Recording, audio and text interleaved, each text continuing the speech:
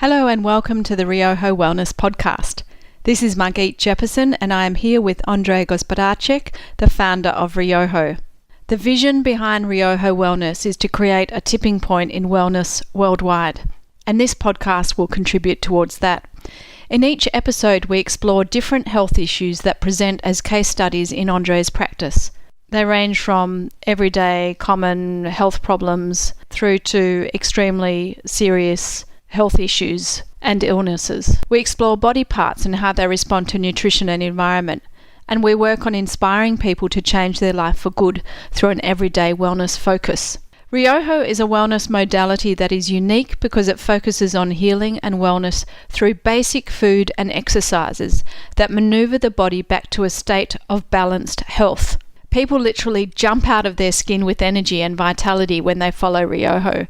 And it's an incredible turnaround for many who have had low energy for years through to people who have had complex health issues that don't seem to budge. The podcast is an interview format and ranges from 20 to 60 minutes.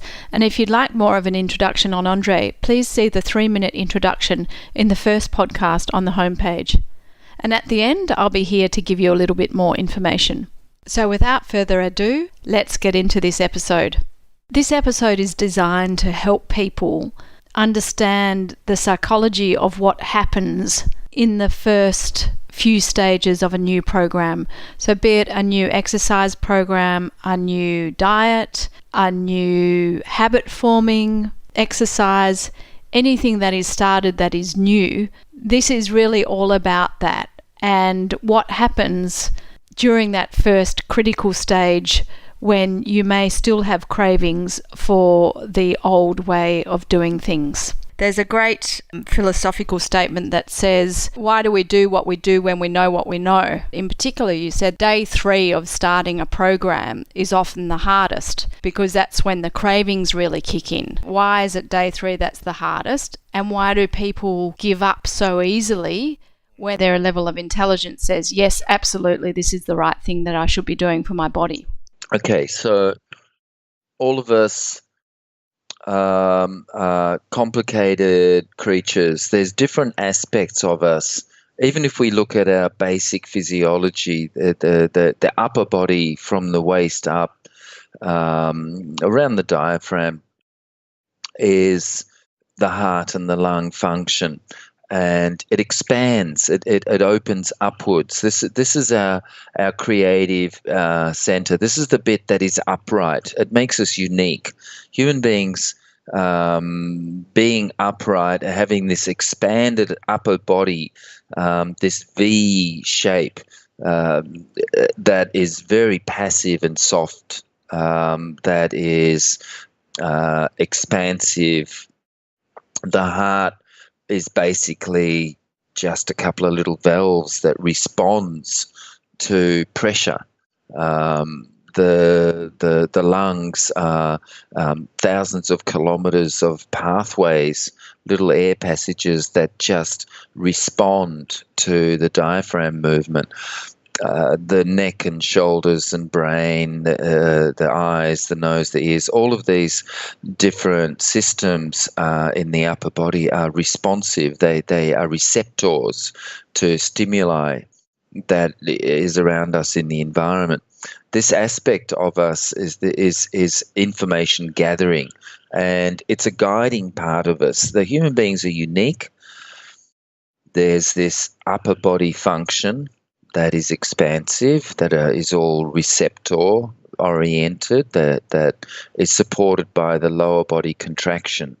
This uniqueness is our nature that we've created. We separated ourselves from the environment. We've created this dichotomy. Our heads are in the heavens and our feet are on the earth, and that's how humanity has been described in the past. 1 foot in heaven, 1 foot on earth. And those two need to be reconciled constantly. The way it operates is that the human being needs to bring their mind, their intellect, and their sense of self onto the planet from the heavens. It's like all the ideas that you've got, all the wishes and dreams and inspirations that you have, and make them try to manifest around you. So creating shelter, cooking food, and this can lead you astray also in the negative sense, but generally it's a practical tool where you're using it to guide the lower body or the structural integrity of your body, so that it's comfortable and can survive. But this has separated us from the environment. So if we take all our clothes off and have no tools and go into the wild, we'd be dead in a few days, depending on the environment, of course. But even in a tropical environment, in a very comfortable environment, temperature-wise, we'd still have a lot of trouble if we didn't have shoes or a machete or some fire, some form of shelter, maybe. We'd cope for a little while, but it's very uncomfortable for us because we have separated ourselves from the environment. So what I'm explaining is that human beings have removed themselves from the environment through their own dreams and ideas, and this is part of being upright. This is part of being a creature of ideas, but there's a disparity between the lower body and the upper body. So if we learn to listen to our lower body and treat it like a child and guide it because it's separated from the environment, if we look at the lower body and say, okay, I understand that you're tired and you need to go to bed or lie down and have a sleep, but we actually need to go to work so that we can earn money. And so it's a dialogue. There's a constant dialogue within ourselves. And when the body is compromised, that's when we have problems. The question is, why do we feel on day 3 of any healing program or exercise program, do we tend to have trouble, give up, or have major changes? So we've all gone to the beach or to the park or to the gym and started a health program, or at home changed our diets, and we've lasted 1 day, 2 days, and on the 3rd day usually is when it gets a bit tricky. Now this is the nature of the human body is to heal. This is the step 1 part of it, is that we'd have a tendency to heal. That healing part of us is a natural thing. We're very adaptable. We cut ourselves. We heal. We have a bruise. We heal. It's a normal thing. Your body wants to heal, but muscle memory and the dreams and ideas that we have can be very different. So we can push our bodies. There's a very natural state, which is stress. If we have a wild animal chasing us, if we live in an environment that is dangerous, or we're in a dangerous situation, then we can tense ourselves up and create a stress state, an adrenaline fueled stress state. We can survive this way. So the nature of human beings being one part ideas or mental, intellectual, and another part, which is the lower body, being animal more and survival instinct related. These can be disparate. One aspect of you knows that we're in a dangerous situation, and so we can fight with our lower body that wants to rest and say, keep going. On the other hand, the lower body can be exhausted, tired, and wanting to eat food. And we're saying that you can't sleep and you can't eat. And we can push ourselves this way, create adrenaline, keep going. So after day 3, we start to heal. It's a normal thing. You start healing on day 1, basically, but it's overnight that healing happens. We go to bed, we sleep on it. Your body goes through a recovery program where it gets rid of toxins. It adjusts according to the stimuli you gave it the day before. That stimuli can be exercise, can be food. The next day, your body is adapted a little bit to that. And then another night of that happens where now you're second night, and that second night your body now is going to heal again or adapt again to the changes that started 2 days ago, and that's your healing phase. So it's the third day. You wake up, you're looking at yourself as a different person to 2 days ago, and your body memory, your spine, your blood, your organs, and your feelings are now different. Now, there's a great tendency for the body to have muscle memory, and there's in modern nutritional science now they know that the body has a memory about weight. So if you are even obese, your body really remembers its own nature, and it's hard to move that. Any little bit of weight tends to sit there. The mass tends to stay as it is. It's like a table has a tendency to be a table. Body structure has a tendency to be a particular way. Your mind, on the other hand, has the dream of being slim, etc., etc. But you, as a body structure, have a muscle memory. We're body structural memory. And the idea has to be pushed a little bit. Now, one of the big problems is pushing too hard. If you push too hard, you create stress, and this is the other half of the story. And so, if you do a little jog, the body can adapt a little bit. And if you do a big jog, by day 3, it says, you're killing me, you're creating too much stress, you're pushing me too hard, and you're actually causing damage, and a part of your nervous system will shut you down. You might have the idea in your head as a justification that, you don't have time today, or you'll start again tomorrow, but of course you don't. That's just a justification for the experience. So what I'm saying, to recap all of that, is that human beings are unique. The upper body is the human part, which is the communication systems, the intellect, the evolved brain, the aspect of us that we've created ourselves from using tools, fire, cooking our food, separating ourselves from the environment slowly, and literally creating ourselves, using the tools and the environment and the foods that adjust ourselves into an image of what we would like to be more. And that's different to our animal aspect, which is that lower body structural nature of parasympathetic nervous system, sympathetic nervous system, hormonal structural integrity. So ideas and dreams can push your body, and we can push it too hard. That's one aspect. Another one is that the body has a tendency to resist. So the upper body can be the problem, and it pushes you a little bit too hard. The lower body can be a problem, and it has a resistance to change. And normally for people, both of those are the problem.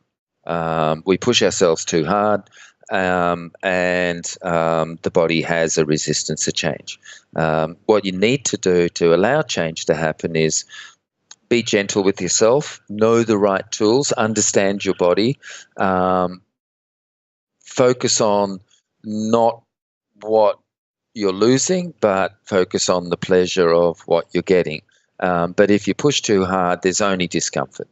If you push gently and know what your goals are, know how the body works, you can always see the little pleasure, the little delight, the little success at the other end.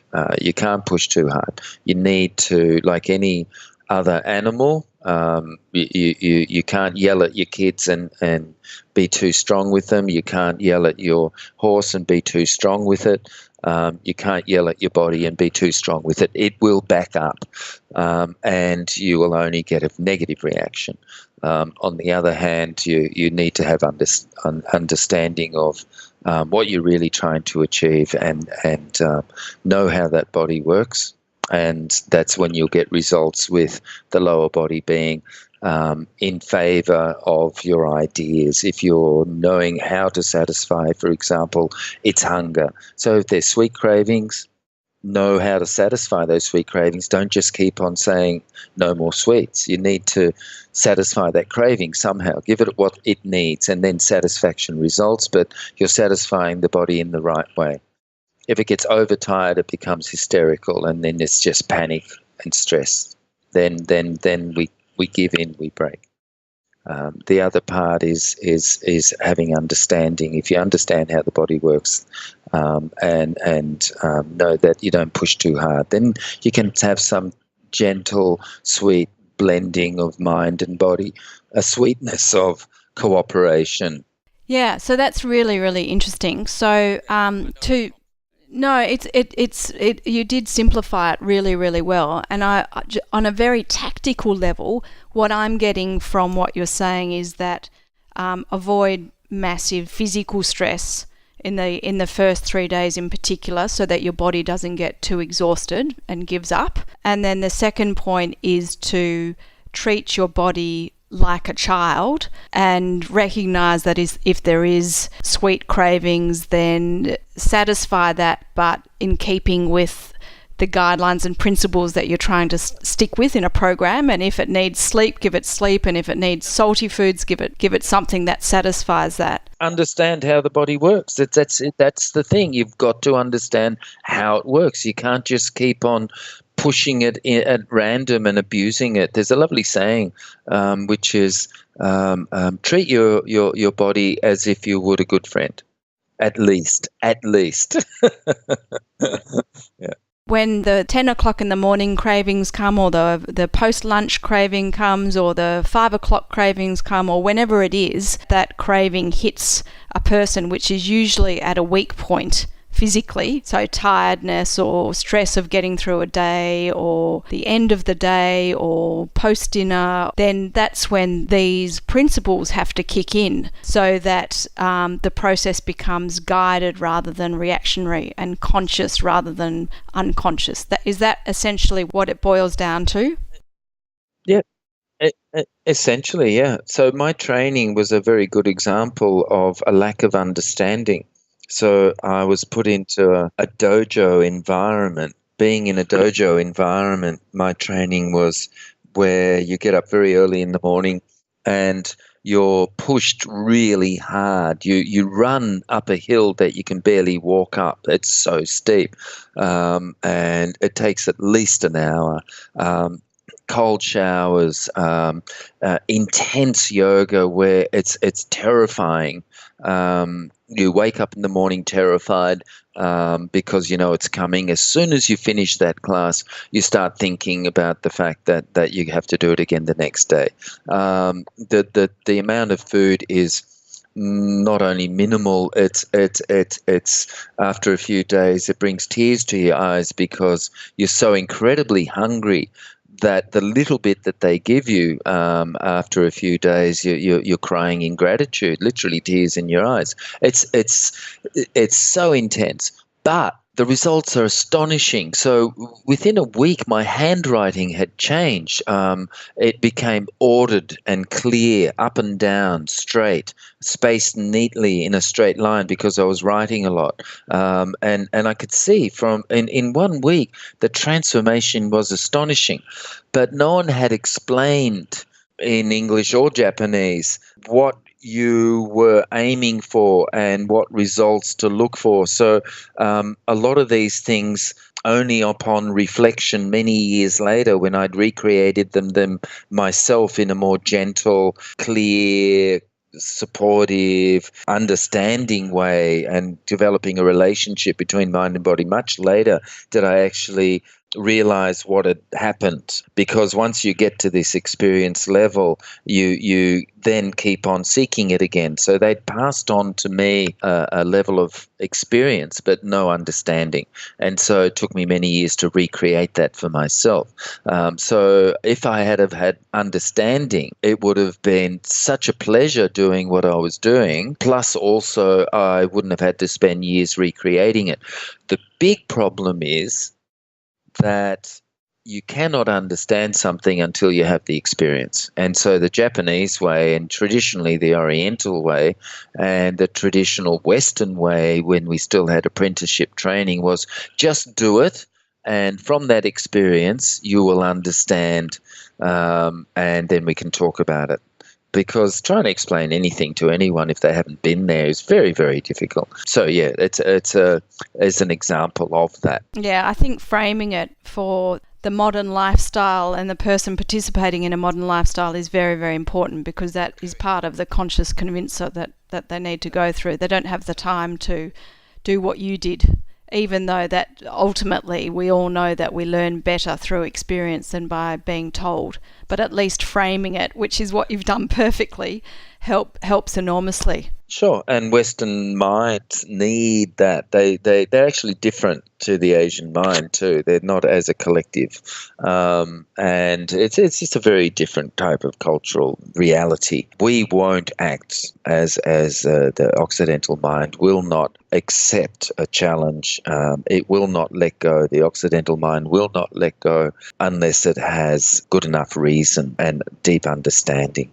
It's just the way we're built. So I find with my students, with my clients, with the people that I'm working with on healing retreats, whether they're chronically ill or whether they just have little problems, I have to explain clearly, step by step, the stages they're going to go through, why it works, how it works, and all the rest of it. Then they go through that. I promise them energy and all the rest of it, and I promise them how they'll feel different or whatever, and explain those processes to them, exactly how it works, as it's relevant to them, not as it's relevant to the rest of the world, meaning that you will become a better person for your family. No, it's all about them.